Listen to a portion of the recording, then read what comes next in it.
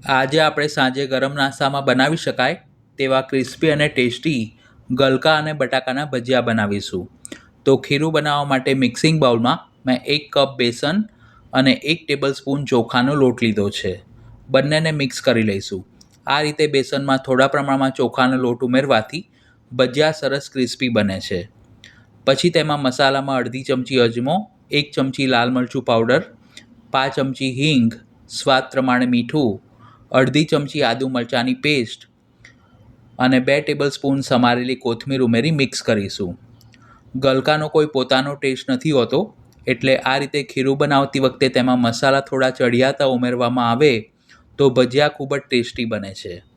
પછી તેમાં જરૂર મુજબ થોડું થોડું પાણી ઉમેરતા જવું અને ગલકાની સ્લાઇસ ઉપર કોટ થાય તે રીતનું મધ્યમ ઘટ ખીરું તૈયાર કરવું. એકસાથે વધુ પ્રમાણમાં પાણી ઉમેરશો તો બેસનના ગાંઠા પડી જશે. ખીરું પાતળું ન બને તેનું ખાસ ધ્યાન રાખવું.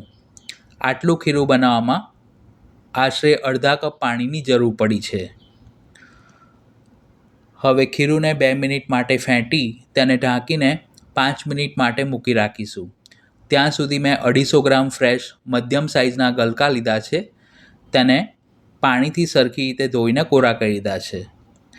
પોટેટો પીલર કે ચપ્પુ વડે તેના ઉપર રહેલી ગ્રીન છાલને કાઢી લઈશું. ઉના અને ચોમાસાની સિઝનમાં મળતા ગલકા અને તુરિયામાં પાણીનું પ્રમાણ સારું રહેલું હોવાથી તે આપણી હેલ્થ માટે પણ ખૂબ જ ફાયદાકારક છે. બંને ગલકાને છોડી લીધા પછી ચપ્પુ વડે તેને આ રીતે ગોળાકાર મધ્યમ ટુકડામાં સમારી લઈશું. માર્કેટમાંથી ગલકા ખરીદો ત્યારે તે વધુ પડતા પાતળા કે બહુ મોટા એટલે કે પાકટ ન હોય તેવા લેવા, કારણ કે મોટા ગલકામાં બીનું પ્રમાણ પણ વધુ રહેલું હોય છે. 5 મિનિટ પછી આપણે જે ખીરું બનાવીને રાખ્યું હતું તેમાં ચપટી જેટલા ખાવાના સોડા અને તેને એક્ટિવ કરવા માટે તેના ઉપર 1 ચમચી પાણી રેડી એક જ દિશામાં સરખું ફેંટી લઈશું. જે સમયે તમારે ભજીયાને તળવાના હોય તે સમયે જ ખીરુંમાં સોડા ઉમેરવા.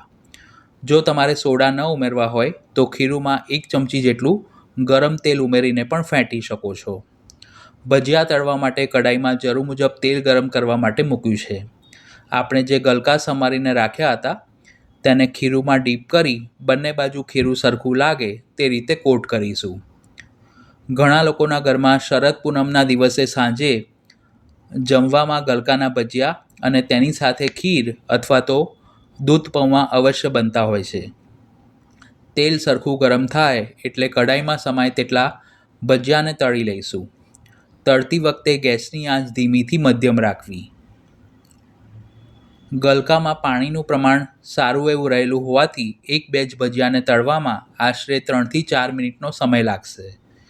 ભજીયા તળાઈને કઢાઈમાં થોડા ઉપર આવે એટલે જારા વડે તેને થોડી વારે ફેરવતા જવું, જેથી બંને બાજુથી ક્રિસ્પી તળાશે અને અંદરથી પણ બિલકુલ કાચા નહીં રહે.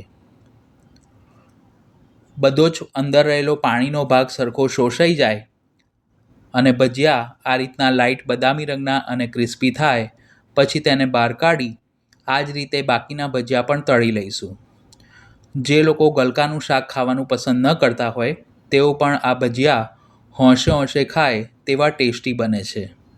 અત્યારે આપણે જેટલું માપ લીધું છે તેમાંથી 3 થી 4 વ્યક્તિને નાસ્તામાં સર્વ કરી શકાય તેટલા ભજીયા તૈયાર થશે.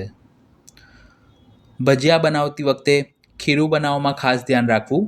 ખીરુંની કન્સિસ્ટન્સી પરફેક્ટ હોવી જોઈએ અને તેમાં સોડા પણ પ્રમાણસર ઉમેરવા.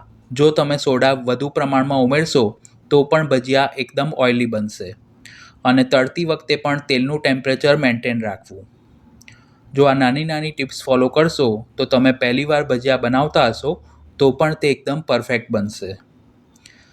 ગરમા ગરમ ભજીયા ઉપર તમે થોડો ચાટ મસાલો કે જીરાવન મસાલો પણ ભભરાવી શકો છો.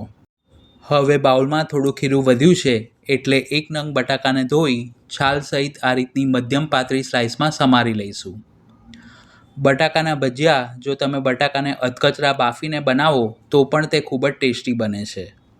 બંને બાજુ ખીરું સરખું લાગે તે રીતે કોટ કરીશું અને તેલ સરખું ગરમ થાય પછી તેમાં આ ભજીયાને પણ મધ્યમ આંચ પર તળી લઈશું. ઘરે કોઈ મહેમાન આવવાના હોય તો પણ આ રીતના બટાકાના ભજીયા આપણે ફક્ત 15 થી 20 મિનિટમાં તૈયાર કરી શકીએ છીએ. ભજીયા ફૂલીને કઢાઈમાં થોડા ઉપર આવે એટલે તેને થોડી વારે જારા વડે ફેરવતા જવું અને બંને બાજુથી લાઇટ ગોલ્ડન બ્રાઉન રંગના અને ક્રિસ્પી થાય ત્યાં સુધી તળી લેવા. આ ભજીયાને તળવામાં ગલકાના ભજીયા કરતાં સમય થોડો ઓછો લાગે છે. તો જોતાં જ ખાવાનું મન થઈ જાય તેવા એકદમ ક્રિસ્પી અને ટેસ્ટી બટાકાના ભજીયા પણ બનીને તૈયાર છે. તેને સર્વિંગ પ્લેટમાં સર્વ કરીશું. આ ભજીયાને તમે ગ્રીન ચટણી, મીઠી ચટણી, મસાલા દહીં કે ચા સાથે સર્વ કરી શકો છો. તો તમે પણ આ બંને ભજીયાની રેસીપી ઘરે જરૂર ટ્રાય કરજો. વિડીયો પસંદ આવી હોય તો તેને લાઇક અને શેર કરવાનું ન ભૂલશો. ચેનલને સબસ્ક્રાઈબ કરી બાજુમાં આપેલા બેલ આઇકોન પર ક્લિક કરજો. તો ફરી મળીશું એક આવી જ ટ્રેડિશનલ રેસીપી સાથે. Thanks for watching this video.